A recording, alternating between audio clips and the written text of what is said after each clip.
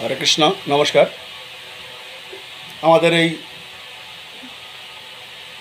সৃষ্টি এবং স্রষ্টা ইউটিউব চ্যানেল থেকে সকল ভক্ত বন্ধুদের স্বাগতম। আমরা প্রশ্ন রাখব, একাদশী তিথিতে দেবতাদের অন্নভোগ প্রদান করা যায় কি না, এবং সেটা করলে পাপ হবে না পুণ্য হবে। আমরা তো একাদশীতে অন্ন গ্রহণ করি না, অনেক একাদশী করেনও না। তো সেহেতু আমার বাড়িতে বা আপনার বাড়িতে যে মন্দির আছে, সেখানে যে নিত্য পূজা ভোগ আরতি হয়, বা কোনো বিশেষ তিথিতে আমরা যে পূজা অর্চনাদি করি, যেমন দুর্গা পূজা, কালী পূজা, সরস্বতী পূজা, ওই দিন যদি একাদশী তিথি থাকে, তাহলে দেবতাকে কি অন্নভোগ দেওয়া যাবে না পাপ হবে? আসুন আমরা জেনে নেই শাস্ত্র সিদ্ধান্ত কি। এখানে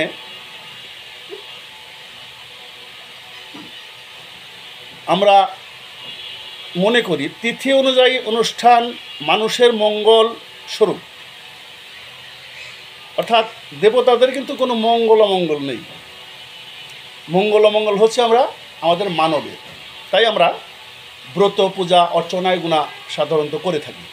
দেবতাদের কোনো বৃদ্ধি বা ক্ষয় নেই, এটা আমাদের এই জড় জগতে আছে। তাই অন্নভোগ দেওয়া দেবতাদের উচিত হবে কিনা, অর্থাৎ দেবদেবীগণ সম্বন্ধে আমরা যেসব কাহিনী পুরাণাদিতে পাই, তা সবই আমাদের বোঝানোর জন্য মুনি ঋষি আর্যগণ, বিশেষ করে ব্যাসদেব, লিপিবদ্ধ করে রেখে গেছেন। সেই হেতু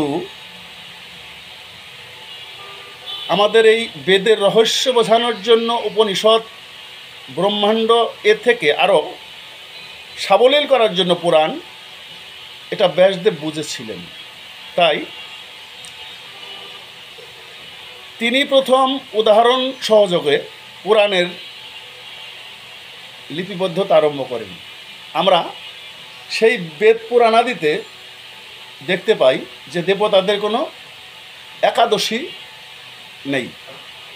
সেহেতু একাদশী আমাদের এই জীব জগতের জন্য, আমরা জড়জগতে বাস করি, আমাদের একাদশীতে আমাদের শারীরিক উন্নতি ঘটে, একটু আয়ুটা বেড়ে যায়, অসুস্থতা কমে যাবে।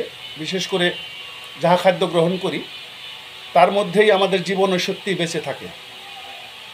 সেহেতু আমরা একাদশীতে যদি 15 দিন বা মাসে 2 দিন বা অমাবস্যা পূর্ণিমাতে যদি অন্ন গ্রহণ না করি, আমাদের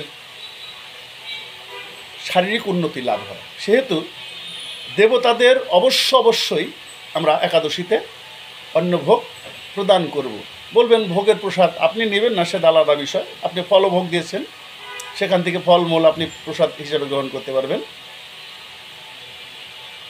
আরও নতুন নতুন ভিডিও পেতে আমাদের এই সৃষ্টি এবং স্রষ্টা এই চ্যানেলটি সাবস্ক্রাইব করে রাখবেন এবং প্রশ্ন রাখবেন। চেষ্টা করব আপনার প্রশ্নের উত্তর শাস্ত্রগতভাবে দেওয়ার জন্য। সবাই ভালো থাকবেন, সবাই সুন্দর থাকবেন। শুভরাত্রি।